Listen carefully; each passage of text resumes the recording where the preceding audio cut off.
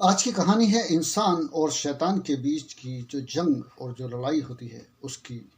और एक इंसान और उसके अंदर 50 शैतान, 50 आत्माएं जद्दोजहद एक दूसरे से इतनी फाइट, इतनी लड़ाई करने पे उतार और आमादा कि वो एक दूसरे से इस तरह से लड़ रही थी जैसे कि जो जीतेगा तो वही उसकी बॉडी या उसके शरीर या उसकी आत्मा पर कब्जा कर लेगा। अब इनमें से कौन जीतता है और किसकी हार होती है, यही आज देखते हैं और सुनते हैं पूरी कहानी को विस्तार से।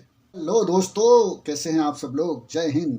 आज फिर हाजिर हूं मैं आपका दोस्त जफ़ीर अहमद मेरे यूट्यूब चैनल जफ़ीर स्टोरी पर आपके सामने एक और क्राइम और हॉरर की एक और सच्ची घटना, सच्ची कहानी लेकर। आज की जो कहानी है, जो घटना है और ये स्टोरी है, तो ये है अमेरिका से है। अमेरिका का एक स्टेट है, स्टेट का एक शहर है ब्रुकफील्ड। काफ़ी अच्छा और बहुत प्यारा सा शहर है।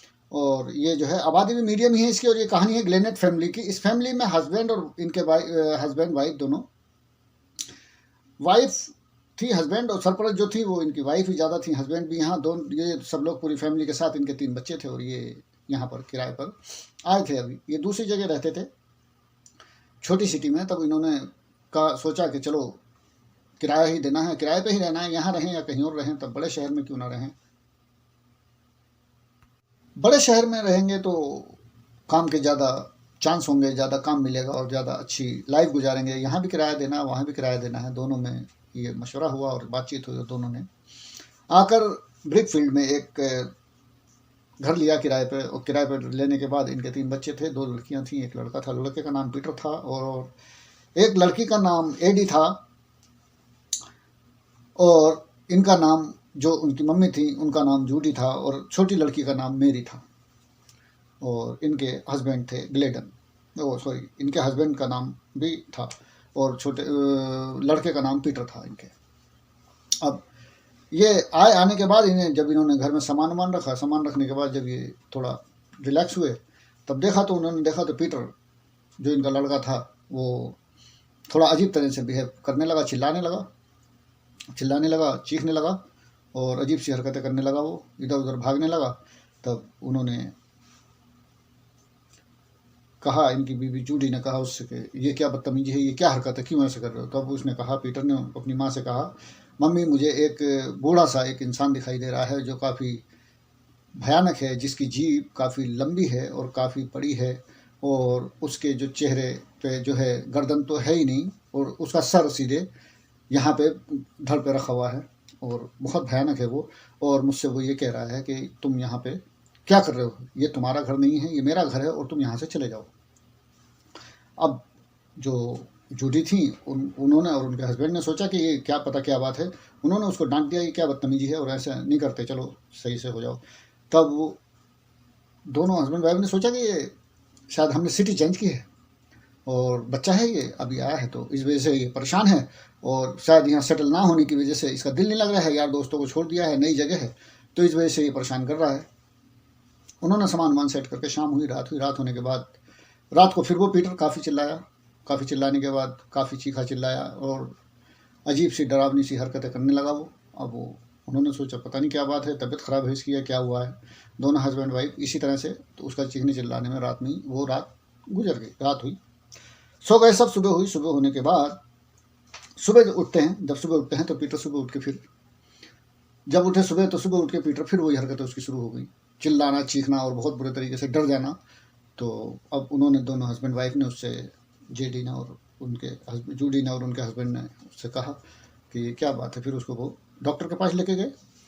अजीब आंखें जैसे चौड़ी कर लेना, बहुत ज़्यादा कोई चीज़ ऐसी देख ली हो जो भयानक हो, इस तरह से। और फिर वो बोला कि वो मम्मी मुझे वही बूढ़ा आदमी दिखाई दे रहा है, उसके बदन पे तो वो गर्दन नहीं है और सीधे उसका सर कांधों पे रखा हुआ है, जबान बहुत लंबी है, डरावनी सी आंखें हैं उसकी, बड़ी सी जीभ है बाहर निकली हुई है, उसका चेहरा भी बहुत भयानक है।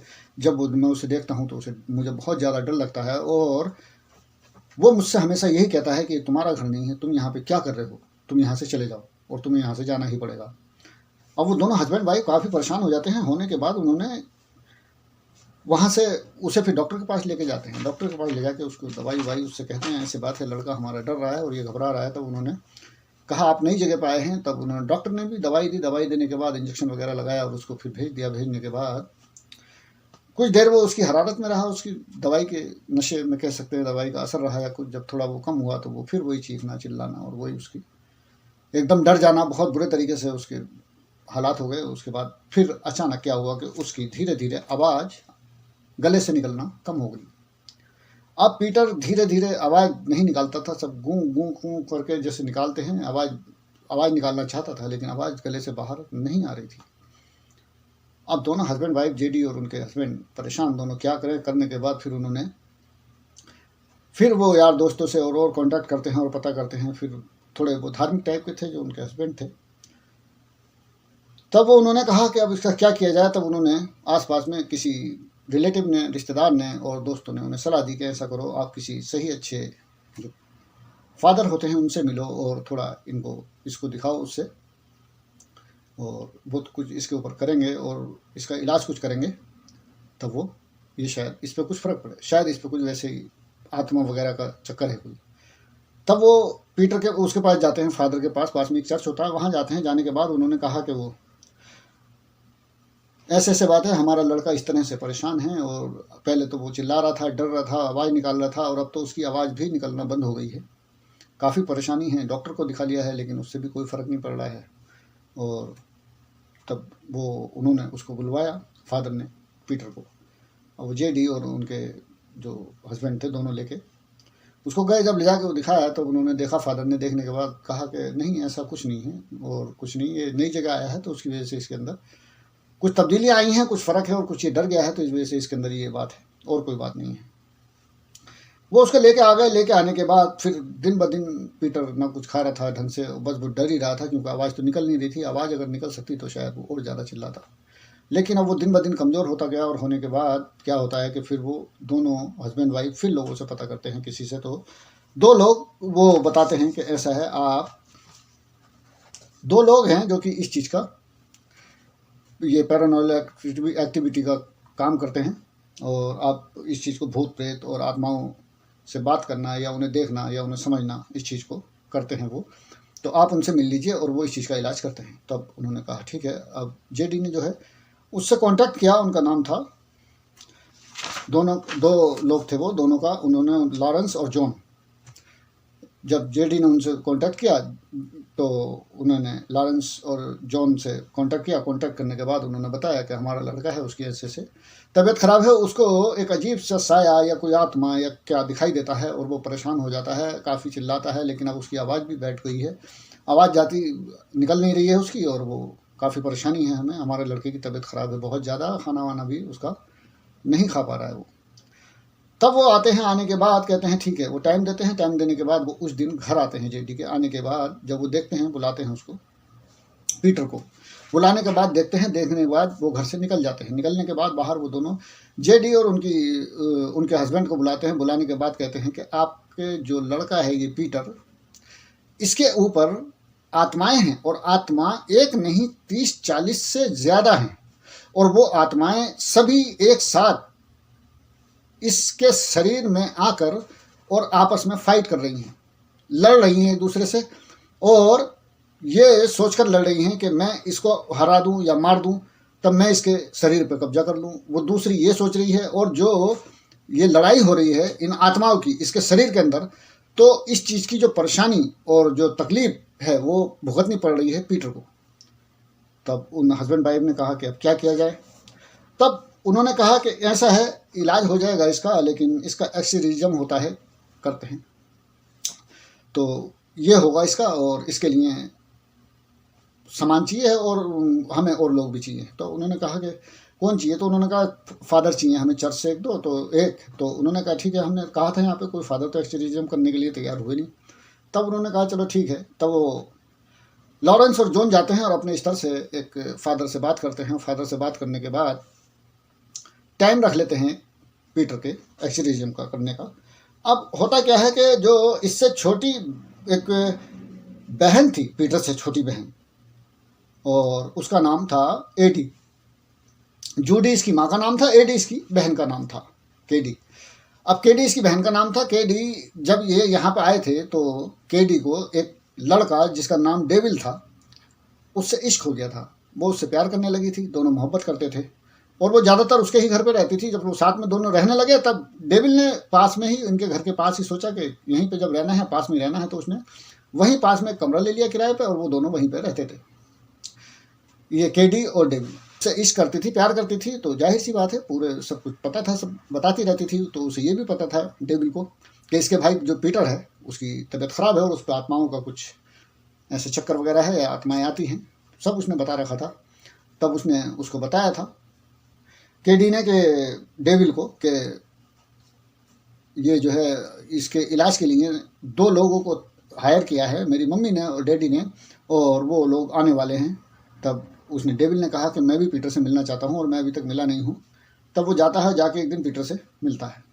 मिलने के बाद उसको देखता है और उसे तसल्ली देता है। देने के बाद उससे कहता है कि आप फिक्र मत करो, आप ठीक हो जाओगे। लेकिन तभी वहाँ पे वो जॉनसन और लॉरेंस और जॉन भी होते हैं। तभी वो डेट फिक्स हो रही होती है उसकी कि कल या परसों हम इसका एक्सोर्सिज्म करेंगे।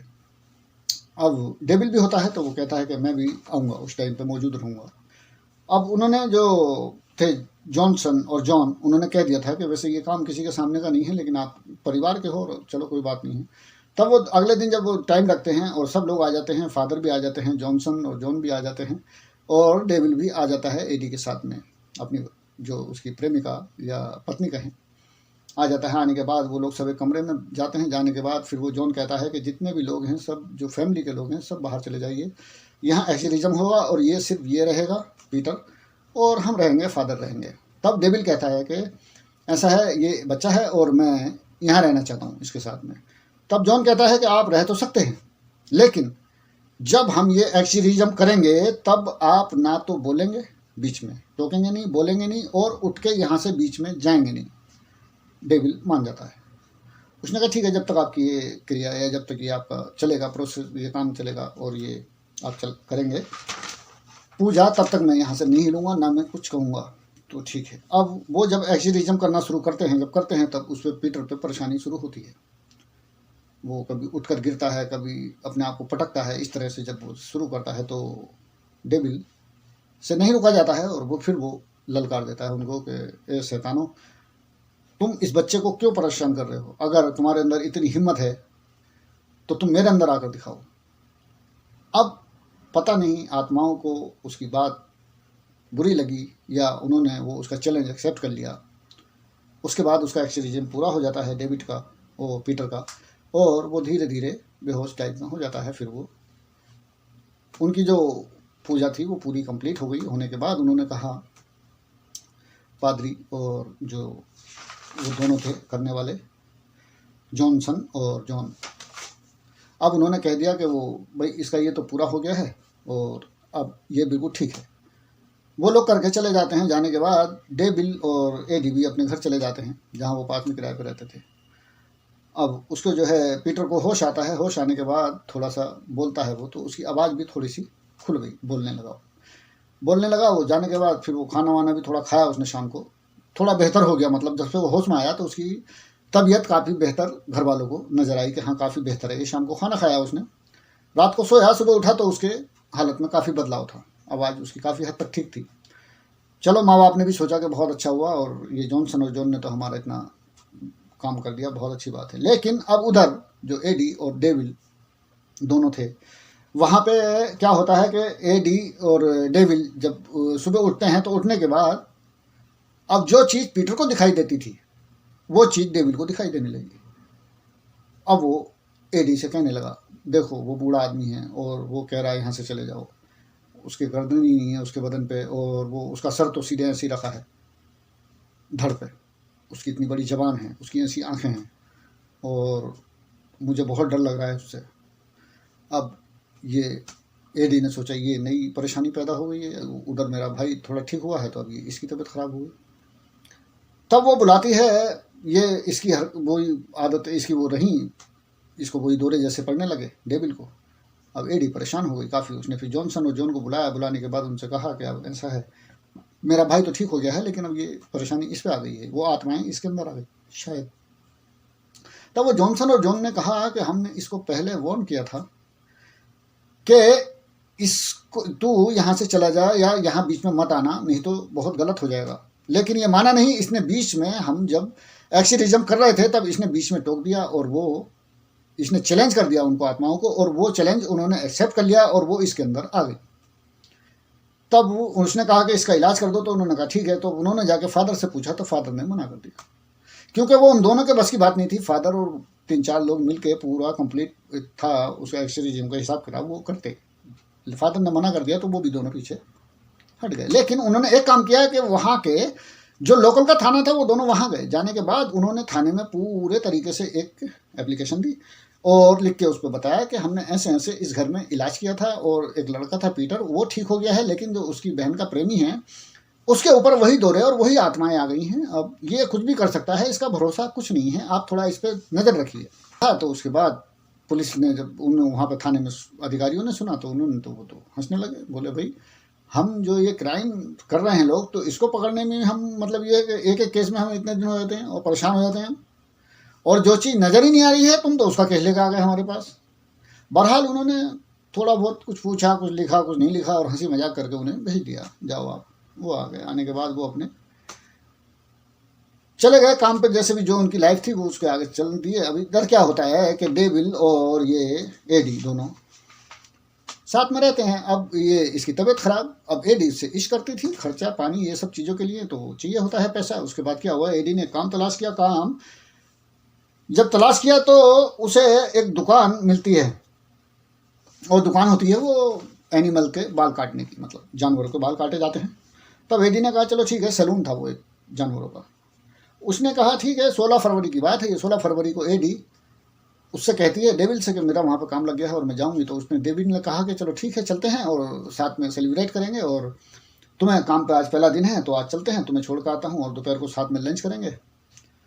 उसने कहा ठीक है। अब वो उसको लेके दोनों चल दिए। चलने के बाद वो रास्ते में जब पहुँचे तो घर भी था, घर जहाँ से कि उसका मायका जिसको कह सकते हैं, कि वहाँ उसकी मम्मी का घर भी था। वहाँ जाके उसने कहा तो ऐसे है, तो वो वहाँ से उसकी छोटी बहन और उसका भाई और वो भी साथ में आ गए। आने के बाद सैलून का मालिक भी अच्छी आदत का था, भला आदमी था वो। उसने सबको रोका, सबका इस्तकबाल किया बहुत अच्छे तरीके से, सब लोगों को स्वागत किया उसने। उसके बाद उसने रोक लिया। रोकने के बाद दोपहर को उसने लंच करवाया पूरे घर को। अब क्या हुआ कि ये लोग लंच कर रहे थे, तभी एडी की छोटी बहन थी मेरी, उसकी 10 साल की लगभग एज थी, वो भी साथ में वहीं पे थी, पार्टी एंजॉय कर रही थी, खाना खा रहे थे, सब फैमिली गैदरिंग थी। अब इसने क्या देखा डेविल ने, कि वो जो शॉप का मालिक है, बुश उसका नाम था, तो उसने देखा कि वो उसको घूर रहा है मेरी को। वो अंडर एज थी, 10 साल की, शायद 10-12 साल की उसकी एज थी। अब उसको भी पता नहीं चला डेविल को कैसे हुआ कि वो हवा में उछला, और उछलने के बाद वो बुश के ऊपर जाके गिरा, और वो बुश को पीछे गिरा के उसके सीने पे चढ़ के बैठ गया, और जेब से उसने चाकू निकाला और 5 बार मारा उसके चाकू सीने पे। वो तो वहीं पे मर गया। अब जब देखा तो उसने एकदम से, तो फिर वो ऐसे हुआ जैसे कोई बेहोशी की हालत में हुआ है, उसे होश आया। के बाद जब उसने देखा तो उसने कहा ये क्या हो गया। अब सभी ने कहा ये क्या हुआ। फिर पुलिस को फ़ोन किया गया। अब पुलिस को फ़ोन किया गया, पुलिस भी आ गई। पुलिस आने के बाद साहब उसका जो है लेके गए। ले जाने के बाद उसका स्टेटमेंट लिया। जब स्टेटमेंट लिया तो डेविल ने कहा कि मुझे तो पता भी नहीं है। ये बात है 16 फरवरी 1981 की, जिस दिन ये वारदात हुई। अब वो डेविल बोला मुझे तो पता भी नहीं है, मैं पता नहीं कैसे कहाँ गया मैं, मेरे हाथ में ये खून कैसे आया, मुझे कुछ पता नहीं है। तब उन्होंने कहा ये क्या, ये तो कोई बात नहीं है। तभी जब वो थाने में थे, पूछताछ हो रही थी, तब वहाँ पे वो जो दोनों जिन्होंने इसका इलाज किया था, लॉरेंस और जॉन, दोनों आ जाते हैं। आने के बाद फिर वो कहते हैं वहाँ पे पुलिस स्टेशन में आके अधिकारियों से कि हमने आपको पहले वार्न किया था कि ये इस इंसान के अंदर आत्माएं हैं और आप इससे थोड़ा सा अलर्ट रहो, आप इस पर नज़र रखो, लेकिन आपने हमारी बात नहीं मानी। तब पुलिस ने भी कहा बात ठीक है, ये इन्होंने कहा तो था, और ये भी है, और ये भी इस बात को कह रहा है कि मुझे तो पता ही नहीं है कि मैं कैसे गया वहाँ पे, मुझे इस चीज़ का पता ही नहीं है, कैसे हवा में उछला, क्या हुआ, मैंने कैसे चाकू मारा, मुझे होश आया तो मैं तो यहाँ पर थाने में हूँ, और मेरे हाथों में खून कहाँ से आया ये भी मुझे पता नहीं है। वो डेविल कह रहा है। बहरहाल उन्होंने कागजी खाना पूर्ति करके उसका आगे चलान कर दिया। वो आगे चला गया जेल। जेल जाने के बाद केस जाता है कोर्ट में। कोर्ट में जाने के बाद डेविल उधर से जब शुरू हुआ, ये पहला कत्ल था वहाँ का ब्रिकफील्ड में। अब जब ये होता है तो पहला कत्ल मतलब उस टाइम 1981 की बात है ये जी। हाँ 1981 की बात है ये। उस टाइम पे तो ये चीज़ें इतनी क्राइम इतना कहाँ था, बहुत नीचे स्तर पर था। अब जब केस चला अदालत में, सरकारी वकील ने कहा कि इसने एक कत्ल किया है उसको, और करने के बाद ऐसे ऐसे। अब इससे जब डेविल के इधर से डेविल का वकील ने सफाई जब पेश की तो उसने कहा कि साहब मेरे जो मुवक्किल है इसका तो इसमें कोई कसूर ही नहीं है, क्योंकि इसके अंदर तो आत्मा थी और इसको होश भी नहीं था। पुलिस का स्टेटमेंट ले लीजिए। पुलिस का स्टेटमेंट लिया। काफ़ी होने के बाद जब हुआ तो वो जज साहब को भी काफ़ी हद तक यकीन आ गया कि हाँ भाई इसके अंदर आत्माएं थी। लेकिन जज साहब ने कहा कि अगर मैं इसका ये फैसला देता हूँ इस तरह से तो ये कोई कानूनी फैसला नहीं हुआ। अब जब कहा जज साहब ने तो बोले अब क्या किया जाए। तब उसके वकील ने भी सोचा कि इस केस को कितना भी लंबा खींचेंगे तो इसका रिजल्ट तो कुछ आना नहीं है, क्योंकि ये कभी भी कागजों में नहीं लिखा जाएगा कि एक आत्मा ने एक इंसान के शरीर में घुस के और किसी का कत्ल कर दिया। ना तो कोई मानेगा, नहीं लिखा जाएगा, ना ये पॉसिबल है। तब उन्होंने उससे नया बयान दिलवाया और नया उन्होंने वो किया कि जो मेरा मुवक्किल है डेविल, उसने जो है बुश जो था वो दुकान का मालिक, सैलून का मालिक, उसने उस लड़की पे गंदी नजर डाली और फिर डेविल पे हमला किया। तब आत्मरक्षा में डेविल ने उसे मार दिया। तब उन्होंने जज साहब ने कहा कि ठीक है, मैं इसका इस हिसाब से तो मैं दे सकता हूँ, लेकिन हाँ जो पहले वाली आपकी बात थी मैं उस पर फैसला नहीं दे सकता, क्योंकि ये बात पॉसिबल ही नहीं है। तब जज साहब ने फैसला दिया कि ऐसा है, ये आत्मरक्षा पे था, फिर भी उन्होंने 10 से लेकर 20 साल तक की सज़ा उसको डेविल को दी। अब जब सज़ा दी तो सज़ा 5 साल के बाद खैर वो डेविल वापस आ जाता है। आने के बाद वो 1986 में रिहा हो गया। तो 2000 रिहा होने के बाद वो दोनों ने शादी कर ली, एडी ने और डेविल ने। और वो जब जेल चला गया तो जेल जाने के बाद वो बिल्कुल ठीक हो गया, नॉर्मल हो गया। नॉर्मल होने के बाद जब वो वापसी आया तो फिर वो एडी भी उसका इंतजार कर रही थी, और आने के बाद उन दोनों ने शादी की। शादी करने के बाद वो वहाँ से दूसरी जगह शिफ्ट हो गए। पीटर भी बिल्कुल ठीक हो गया। उसके जेल जाने के बाद वो तो बिल्कुल ठीक था। जब से वो ठीक हुआ पीटर, जब से उस पर तो कोई असर, कोई चीज़ दिखाई नहीं दी, कुछ बात नहीं हुई। लेकिन ये डेविल भी जब से जेल में गया, जेल में जाने के बाद जब वापसी आया, आने के बाद भी बिल्कुल ठीक था ये।